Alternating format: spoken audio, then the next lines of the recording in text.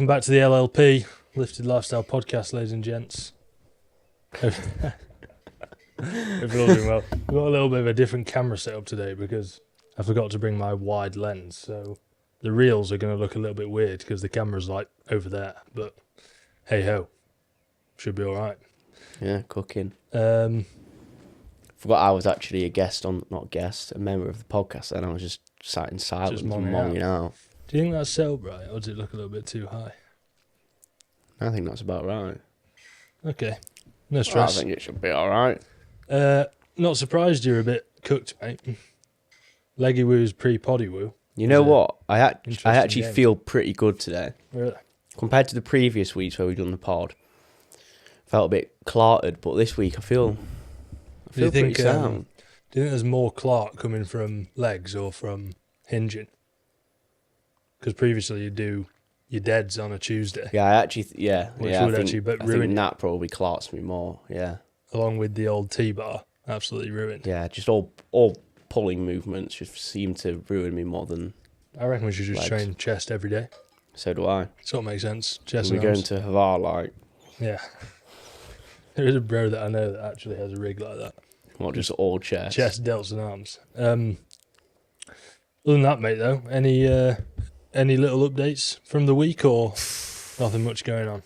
Not much going on, really. Week 1 of the diet, done. Oh, yeah. I actually started it was a week tomorrow. That's a good little update. What's I think I'm down around a kilo, I think. That's good. I was 71.2 on Wednesday last week, and then I was 70 on the dot this morning.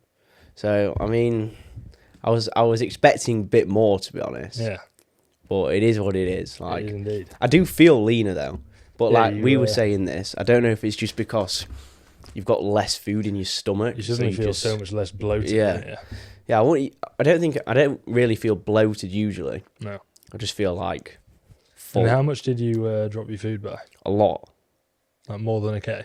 Yes. This is what I mean. I was saying to HL earlier, in the gaining phase, my food was at like 3,200 calories, something like that. And it was pretty much staying around 71 kilos. Yeah. Dropped to 1.7k on a training day, 1.5k on a rest day, Not and I've only dropped a kilo. But That's like, interesting. I think you just got to maybe I'm just holding fullness better, man. Yeah, just got so much fullness. Yeah, I'm just so fucking dense and full. You know what? I was thinking about this earlier. I think that after coaching a vast number of people to actually diet, the more and more I start leaning towards being so much more aggressive at the start of a diet. Because, I mean, as long as you've got enough food to start off with. Yeah, you can send it. Because for people that haven't dieted before, they've probably not got much patience. Yeah. So if you start dieting and you pull off, let's say, the classic 500 calories or 400 calories, maybe they'll lose 0.3, 0.4 in the first week, and then it's like... They feel like it's not a win. Was that just a fluctuation, or was that actually the body weight coming down? And then that's a tough one. You get a couple of weeks that stack up like that, where it's like, okay, mate, we're 4 weeks in, a kilo down. Yeah, like obviously it's good. Yeah. It's still progress, but most people want to see it quick. And I think that aids in longevity of adherence when you get those sort of 100%. early wins in the diet. Yeah. So, I mean, if someone's food's above 2.5, if they're like a normally built bloke, I really don't see much harm in freaking slam dunking it. Yeah. Unless they've got some foundational issues that you need to sort out. Yeah. The thing is as well, right, I can't remember if I was on about this to you, I was on about it to someone, but like eating this amount of food right now, it's not hard. Yeah. If you've got like body fat, you're fine. Like, all right, you might be a little bit hungry, but it's not hard. Yeah, it's difficult, isn't it? Because I can understand the other side of it. Yeah. Like people not being used to having like a rigid routine. Yeah. If you have had a rigid routine through a gaining phase, like transition to a diet is... It's easy. If anything, it's almost enjoyable. Easier. Yeah. Especially if, I mean, my food was up at like 3.5. Yeah. Dropping to 2 is like so nice. Yeah, it's just a nice amount of food when you've been like consistently eating a lot of food. Yeah. Yeah, it's weird because if I was eating this level of food at like 3 weeks out on a competition prep, whatever, I'd feel dreadful. Yeah.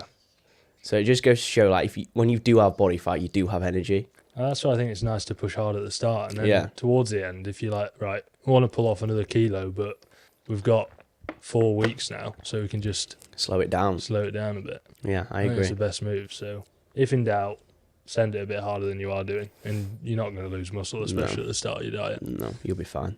I was 102.5 ish.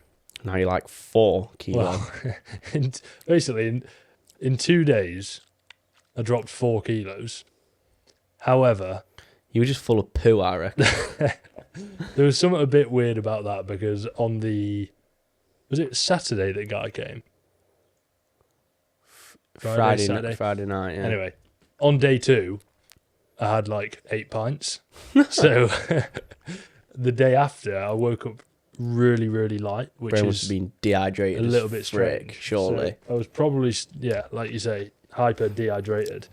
So I went down from 102.5 to like, what did I say it was? 98.5, something like that. And then once I'd got hydrated the following day, I was back to 100.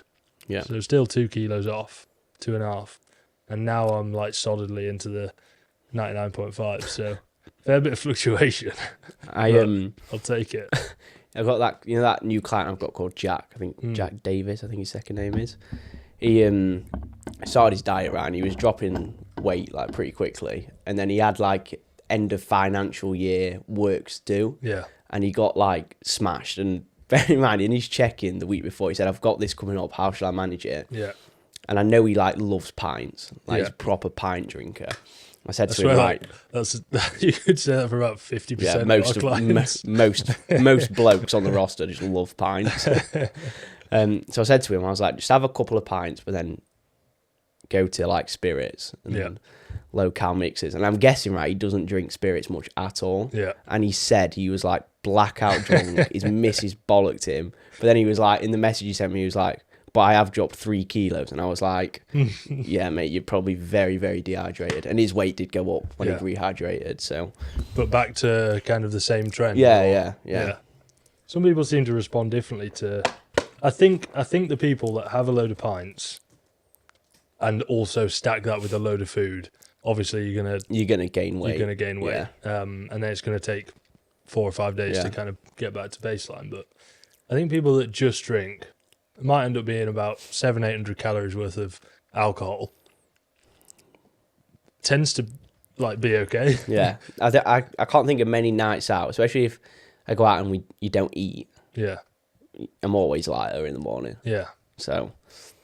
Yeah, basically just get really drunk and get don't smashed, get overly dehydrated on the occasion when it's of course worthwhile. Mm-hmm. Other than that, though, just easing away with the old diet. So what are you now? So this morning it was 99.3, something like that. Still pretty good. And you 102. 102.5 start. Yeah, so you're steezing. I think we started like 6 days ago. Yeah, you are cooking. So probably got about a week left. Yeah. You'll see HL next week. He's going to be like a speck of dust on the sofa. I was explaining this to pardon me. What's the lad in the gym called? Trains with Ryan sometimes. He just competed. Oh, that Josh guy. Josh, yeah. I was explaining it to him today. I said, he said, "Oh, are you dieting at the minute?" I said, "Yeah." How do you know, mate? Might not look peeled. Do you not tell? But no, he said, "Oh, sick. You got a show or a photo shoot or anything like that?" I was like, "Nah, I just want to get lean for summer." He's like, "Oh, fair. It's quite a good reason, to be fair." But yeah, I said he was asking me like how lean I want to get. I sort of said, I think I'll pull down to sort of initially about 95. Yeah. So 4 kilos ish more. And I don't really want to get too much less than that because I just end up looking like a string bean. I reckon if I actually like full sent it and got lean, you go through that like precipice of looking a bit weedy, and then all of a sudden you're like actually lean. Diced, and then you look suddenly big again. Yeah. But that'd be a bit too light for my liking, I think. Yeah. I'll probably be And sitting around. You don't need to get there, do you? 88s, 89s, feeling like awful, looking like the dog's bollocks. Yeah. I mean, which would you rather? Yeah, I don't know. Really. I know which one I'd rather. So yeah, another 4 kilos ish, and then little transition out, and then we'll be in Havar probably. Yeah. I think it's about. I want another 5 off, and I'm happy. Yeah. I know at that body weight, I look pretty freaking cracked. So. I think in my timeline, I've set like 4 or 5 weeks before we actually go to Havar. What to finish? To like transition. Yeah, out. that's similar with me. Something like that. So. My only issue is that holiday I've got, but it should still be manageable. To Cyprus, yeah. it should be fine. Yeah, same with Mallorca, but that's a week and a half away now. Yeah, that's close. It's cooking. Looking forward to that. Yeah. You're going away on the 14th, is it? Yes. A couple of days after me. When do you go? 11th, 12th? Yeah. Nice.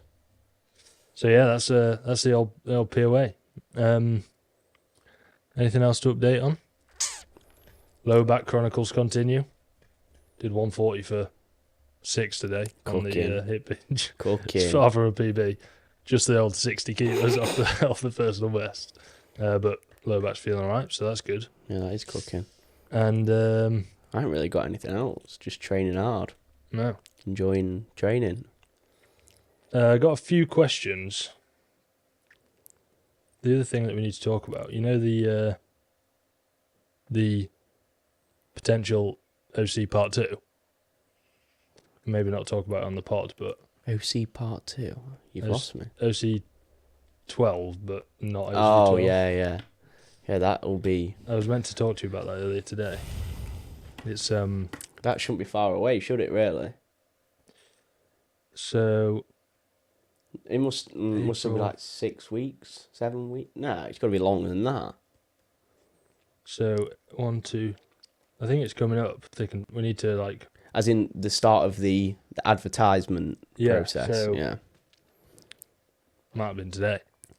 Oh, that's good. I probably need to think about that. We're cooking. You know, you won't know what we're talking about right now. In fact, you will do because you'll have probably seen it on our IGs now. But we need to sort it out. And if you're not following the IGs, yeah. Plug. I think it's here. But yeah, few cues for today's pod that could go in depth. Any advice for sport-related training? You're coaching Boris at the minute. That could be an interesting one. Yeah. So with Bojo, what's I like to call him, Big Bojo. He plays. What's it called now? American football. That's one. I'm not calling it football, Boris. He always calls it football. I'm like, Boris, mate, come on, it's not football. So with his split, he's quite busy anyway with work. So we only train 4 days. Yeah. 5 days is just taking away a bit of his life too much. So he does upper lower, and within 2 of those sessions, so the first upper and lower, are more like hypertrophy based, and then his other 2 are more like strength based, but still has some sort of like hypertrophy work in there as well. Yeah. And with like the movement selection, we're not always looking to be like the most optimal. Yeah. So yeah, I don't think people need to overcomplicate it too much. No, I agree. Just have a variance with your movements. Rep ranges might differ a little bit. Is it the American football season right now, or I think it starts this Saturday? Right, so he's sort of in like pre-season mode. Yeah. He's fucking strong though. He's pressing like 50s on dumbbells and stuff. Yeah, he's very strong. Need to get my head together. And he's big. I was saying to him, I wish he'd just sack off football and just like get massive. Be all in on getting huge because he's a freak. He's so big. He got like so much muscle very quickly as well. He's just like a bloke. Yeah. He's like a proper blokey bloke. Big block. Yeah. What? I don't know American football positions, but is he like I don't know. On the defense? I feel like he must offense? I feel like he'd be pretty quick. Yeah. So maybe he's one of the ones that runs when they're like... I only know like quarterback. They're the runners, aren't they? Or are they the throwers? The quarterback's the thrower. Then you got like the wide receiver, which I'm guess they like receive it wide. That would make sense. I reckon he could be one of them. But then you got the bigger blokes. that are, I think, on the defense. Yeah, I don't know. I might ask him that. Or if you watch the pod, Boris, which I don't think you do, American football. comment down below, mate. Positions. Let's have a look at this. Wide receiver, running back, tight end. Tight end. Know all about them. Yeah, offensive linemen. I think they're like the proper massive blokes. Yeah, look at bro. Yeah, that's not Boris. No. I mean, looking at Boris's rig, comparing him to these photos, I reckon he'll be one of the runners. a little quick runner. Or maybe a linebacker. They look kind of jacked. Remember the defensive team? That looks like a bit of a Boris in a couple of years, I reckon. Yeah. Anywho, my tips on training for sport-related stuff is sort of like Leo said, to not overcomplicate it. If you generally look at the things that you're actually trying to get out of it, it's probably gain muscle, gain strength, and gain power. Yeah. Now, they all sort of have a cross transfer anyway. Yeah. So I've sort of been in the game of that for a good sort of 4 or 5 years or so, training for rugby. And I almost always opposed what I was getting given because I just disagreed with everything that they were doing. Like, just some of the programs you get would just be nonsense, like some lunges on like some sort of wobbly ball thing. Yeah. That stuff just does nothing. Yeah. I really don't agree with that. How is that actually going to help? No, it doesn't. But thankfully recently, a lot of the trend in sort of sport-specific training has transitioned to more normality now. Yeah. Where it's literally like, okay, get strong and move things fast. Yeah, like it's... Because you can't be too specific. You see people doing stuff that's like an exact replica of their sporting action within a like training movement. Yeah. But when you just end up being super unstable and nothing ends up happening. Yeah, you're not actually improving your force or strength. Nothing's working. Yeah. So utilize the gym to actually get significantly stronger and bigger if you need to get bigger, which is going to come by getting stronger anyway, just maybe in tiny bit higher rep ranges. And then every movement you do, try and do it fast on the concentric. And then if you want to sprinkle in some plyometric work for like very fast stuff, then do that. But other than that, there's not too much to think about. Work in the sagittal plane front and work some sideward stuff as well, like lateral lunges and that sort of stuff. And then just make sure you're doing if your sport is some sort of sprinty type sport that you're going to be changing direction, do that as well, but on the pitch, or if you've got like a turf in your gym, do it on the gym. Yeah. But you don't need to be doing really weird stuff to try and improve these things, because it doesn't do anything. You see people doing like lunge into jump, and it's like... Yeah. There is a little bit that you can get behind with being a little bit more technical. So people will do, for example, like loaded jumps, then straight into unloaded, sort of very springy work, and I can get behind that stuff. But still, you're moving load fast, and then you're moving less load fast. Yeah, so it's like... You don't need to be doing some weird thing where you're super unstable and nothing's happening. And that's what's worked for me, and I think what is the general consensus of like athlete trainers are gradually transitioning towards that stuff as well. Yeah. And if you're younger and you're like 18, 19, 20, you just need to get bigger. Yeah, just go to the gym. Especially if you're training for rugby, American football, any sort of those contact areas. Like, even if you just trained like a fucking bodybuilder, like you're going to really be fine. You're going to progress. Yeah. Especially with everything now, like making sure you're using a full range of motion. That applies for sport as well. Yeah, like it's getting strong in every range. It's going to make it safer. You're going to have less injuries. Just stop faffing about and move some tin. Move some load. Yeah, that's actually what Boris does. Yeah, and it works. Yeah, he just gets after it and just trains hard. Like it's not complicated. Yeah, I remember some of the training sessions I've done. It's like you'll get your program, and fair enough, it says 2 reps in reserve, 1 rep reserve, 3 reps reserve, whatever, and then everyone's training like 20 reps in Yeah, reserve. it's like, how is that going to have any benefit to anything? I'm just trying to train 3 reps in reserve here. Go on then. Do another Do 3 it. and tell me you've failed. But even Theo, like, he was training a bit for like rugby type things as well, and like he got faster and he got bigger and he got stronger. Yeah. Equals better at sport. It's good, mate. Sorry. So yeah, sorry for that slight rant. Another cue from OT. That last one was from Harry Swinner. Owen Taylor. Let me just load this thing. What's the number one thing you'd give for someone in the everyday type mindset, maybe Gen Pop mindset, to move into more of a elite? His actual question is, what's the 1% that you'd give for someone in the everyday mindset to move into the elite? I don't really get what he's saying. Like, what does he mean by one thing you'd give? I think Like advice? I think it's like a... I don't understand the question. Sorry, Owen, mate. Don't really know what you're trying to ask. I think the question he's asking is, from a mindset perspective, what separates people that do really well, and then potentially what separates people that just do okay. Okay.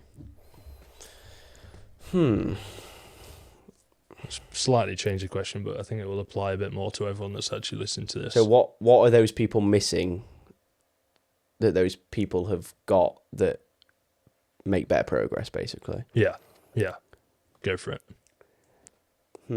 I think we have definitely spoke about this a lot on the pod, but I genuinely believe the reason some people make loads of progress, and some people maybe make not as much progress, is like the overreaching goal just probably isn't as strong as someone else's overreaching goal. Yeah.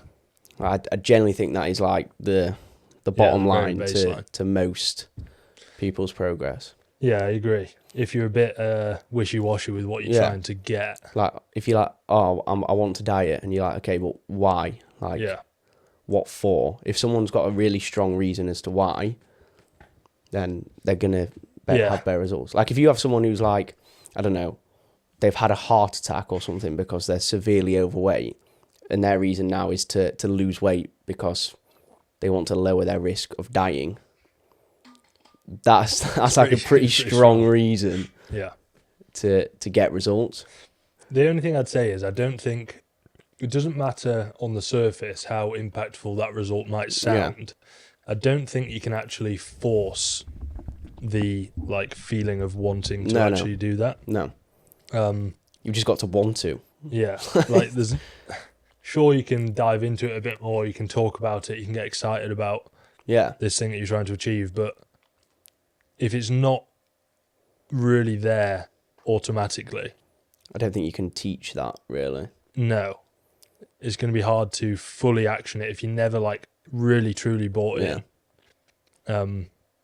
That feeling of like super, super high motivation to get it done even when it gets quite hard isn't going to be there. Yeah, like if you take us, for example, right, from the age of like 13, we've always spoke about looking really good and being massive, like it's and being like fit, healthy. Like we've always had that. Yeah. It's not just something like I woke up one day and I was like, oh, I'm going to go to the gym and get massive. Yeah. It's always been a subconscious sort of thing I've wanted to do. I think there's some different reasons for different people, right? Like you'll hear some really high level athletes that have some story that's made them made it really ingrained that like they've got to succeed in this thing, which again you can't just force. You can't just go through some trauma on purpose to like to make this thing make it that you really want to do this thing, right? If you've not got that feeling of super, super drive, you've got to transition to just backing your word and saying like this is what I'm going to do, and then I'm going to do it. Yeah, and you don't stop until you actually do it. Yeah, I think that comes into at least the best transformations that we see or the best results that we see. It's treated the actual daily actions are treated like non-negotiables. Yeah. And it just gets hit. Yeah, you just do it. Whether that's a mindset tip or more just a... Sort your shit out. Tip. Yeah. So, it will be sort of cutting out all like emotional decisions and making sure everything's prepped and making sure you know when you're going to be doing everything. If you've got that in place, and then you're a man of or a woman that sticks to their word to themselves, I think that's one of the most powerful things you can actually do. Yeah, I think sometimes as well, right? People actually need pressure. Yeah. And there needs to be some sort of like, if you don't do it, there's going to be some sort of negative feeling. Yeah. If you don't. Yeah. For example, again, when I was at the back end of a prep, the last thing I wanted to do was go to the gym and do an hour's cardio and eat like 1 calorie a day. Yeah. But like, I remember just saying to myself, you're just going to do it. Yeah. You just do it. Yeah. And it got done. It just gets done. Yeah. I think some of the psychology stuff is tough because it's quite, on the scheme of things, a bit wishy-washy. Yeah. But I think if you identified, okay, what are these like top performers doing? I think a lot of it as well is like almost reframing. Yeah. So if something goes wrong, for example, I think maybe someone that wasn't in that upper echelon of mentality would potentially blame other things. Yeah. So one thing I'll probably see is like people take ownership and like, right, that went wrong. What am I going to try and do next time to actually be better, adjust that and make it better? And then also, I think people maybe see the hard stuff. I guess this is reframed as well. They see the hard stuff that they've got to do less so as a chore and more like, right, this is the thing that's going to going to actually make me get towards where I want to go. 100%, I'd agree with that. Yeah. Like for us, I think we look at the hard stuff not as like, oh, for God's sake, we've got to do this. Yeah. It's more like, yeah, it's going to be hard, but like you said, this is what's actually going to get me to where I want to be. Yeah. So I'm going to do it. It's more like I actually want to do the hard stuff. Yeah. Because that's what's going to give you the benefit. Yeah. And then the only other thing I'd say, obviously we talk about this balancing a lot, but I think the top results will have a really clear idea of like what it actually looks like for them. Yeah. It's quite easy to slip into the hole of balance and then not really knowing what the actions look like to actually be able to do this thing. Yeah. So know where you sort of sit on the scale of, always being super on plan and then down to the bottom of never being on plan. Obviously that's not going to work, but if you can sit yourself on the scale and know what that looks like, then you obviously then can action it properly. Yeah. Balance has just gone so far one way now. Yeah. To the point where balance is like you can just do whatever you want every single day and you should still get results. Yeah. Come on. I think for me, it sort of comes down to knowing what's needed to be done to get to the thing, and then just understanding that every point of balance will impact it slightly. Yeah. So, like, am I okay with that slight impact? And if you are, then crack on. Yeah. If you're not, then either the goal needs to change or the balance needs to change. It's like we literally had that conversation earlier, didn't we, about when we were on about dieting, and you asked me, do you ever have a day where you just think like, oh, fuck Stuff it, I'm just gonna scran loads of food? And we both said like, no, like that thought just doesn't go through our mind. No, but I don't know. I don't know if it's something that you are literally just born with. Like for me, if I want to do something, I'm going to do it. Just crack on and do it. Just do it.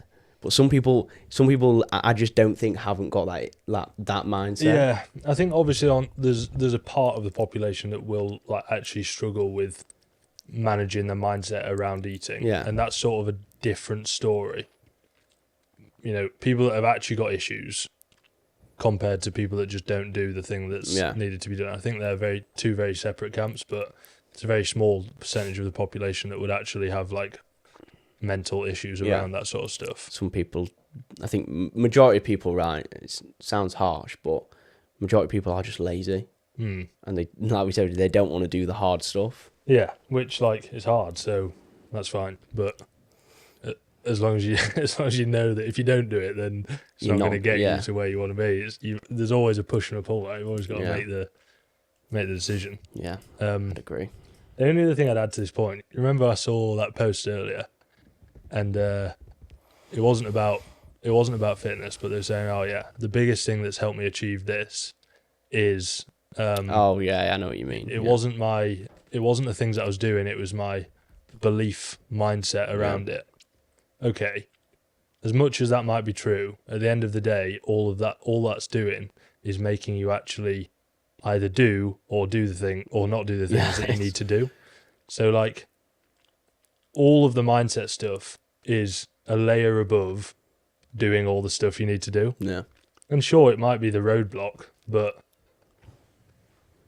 it's not going to be the foundational thing of progress, I don't think, anyway. No, I'd agree. Because you can be in the bin with your head. Yeah. But you can still do the stuff you need to do. Yeah, you just...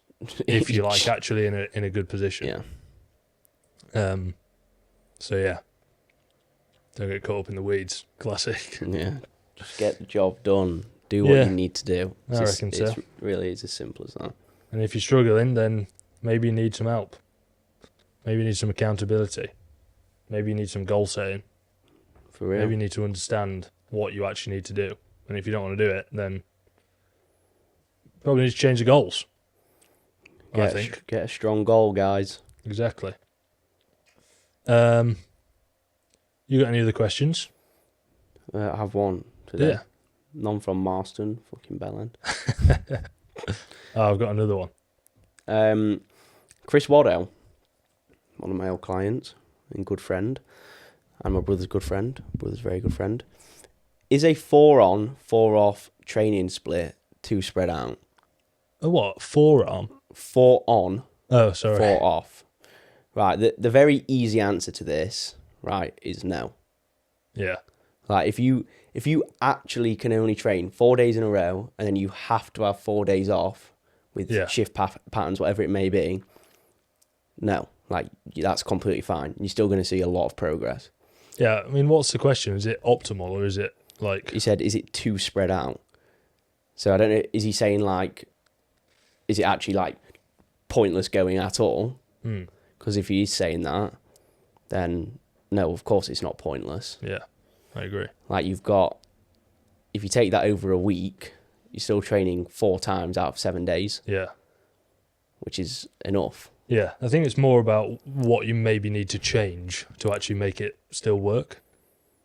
So if you have to train, maybe work nights or anything of that nature, or do you just work 4 days in a row at the back? Bryn does that for me. He has 4 on, 4 off because of the way his shifts are. Yeah. And like, again, with Bryn, I said to him, like, realistically, we could have a different split where you train on the days where you're at work. Yeah. And I said to her, like, I understand your shifts are long, but you do still have time. But if it's going to work better for you and you're going to get more productive sessions... Yeah, you'd much rather do that. Whether they actually are going to be more productive because you're training 4 days in a row. Yeah. I mean, you've got to try and test it out, haven't you, really? I think anything with these, like, training hurdles... Whether it be you've got to train 4 days a week or, you know, you can't do as long sessions or anything like that. It just makes like the need of good programming slightly higher. So like if you have to train 4 days in a row, you got to prioritize a little bit more. You know that first session is going to be the most fresh, and every session after that is you're going to be more and more tired to some degree. Yeah. So like, where do you want to put the focus? And whatever that is probably needs to be the first or second session. Because that fourth session is realistically going to be pretty rough. Yeah. So yeah, just make sure you've got like the right priorities in the right section of those 4 sessions. And then only the thing, I think it would be quite easy if you do have then 4 days off to sort of sack it off a bit because you've not got that like constant touch of the gym Yeah. to give you either positive or negative reinforcement. Yeah, it'd be very easy to sort of lose your way Yeah. without like, having some form of accountability, or Yeah. even if it's to yourself. I know my main form of accountability is if I've been whack and then I go to the gym and my numbers are down. It's and annoying. then I go, why was that then? Oh, it was probably because I had the terrible last 3 days. Yeah. So that's my sort of like Your thought process. accountability feedback loop. So I think if you're training 4 days on, 4 days off, it's obviously a big gap Yeah. in between the last session and the first session. So it'd be quite easy to sort of sack it off. Yeah. I'd agree. Because you've not got that loop. But other than that, I think it's fine. yeah, I think it's completely fine. Crack on. You're still going to make good progress. Simple as. Yeah, I agree. Last question from Dan WD. DWD. Who the hell is that? It's my housemate. How to lose 4 kilos in 4 weeks, and then he put the emoji with the crossy eyes. Realistically, it shouldn't be that hard. Like, it's not that hard. No, it is. For most people, it is a little bit hard. Okay, maybe a little bit, yeah. You can do the maths on it in terms of the deficit required. Yeah. So logistically, I mean, how big of a deficit are you going to need? 4 kilos. 4 kilos, that's nearly 9 pounds, isn't it? 4 times 2.2, 8.8. Yeah.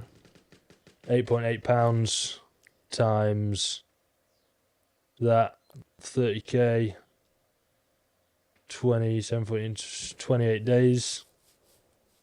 Need to be in about a 1,100 calorie deficit on a daily basis. It's pretty rough. It is rough, but it's so doable. It's doable, especially if your food's high enough. I mean, if you're a female, I would probably advise against doing this. Yes, don't. Yeah. If you're a male with washed sleep and you're stressed and all this sort of stuff, I would probably advise against.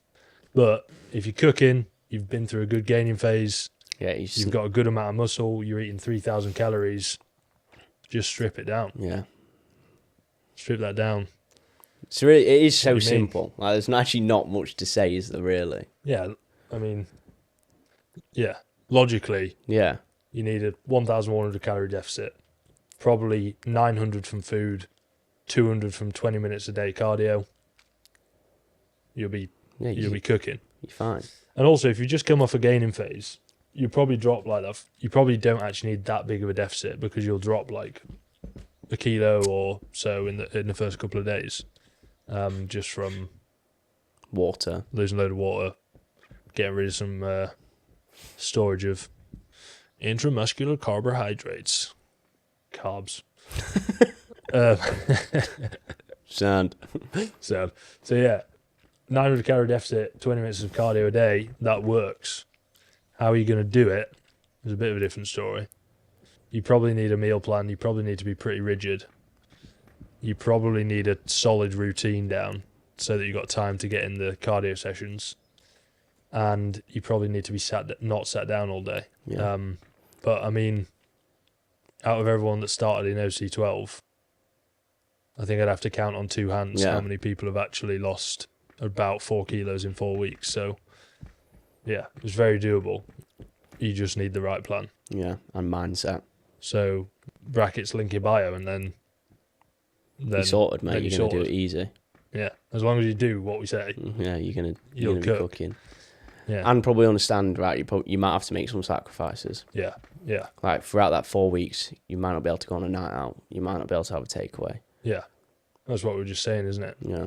If that's what you want to do and you don't want to miss out on those stuff, then you either got to push harder, which obviously there's a line. Yeah, there's going to be a point where you actually can't. Yeah, it's like steady on, mate. That's a bit. Yeah. 200 calories a day. It's probably You're not probably a good not move. going to be able to function.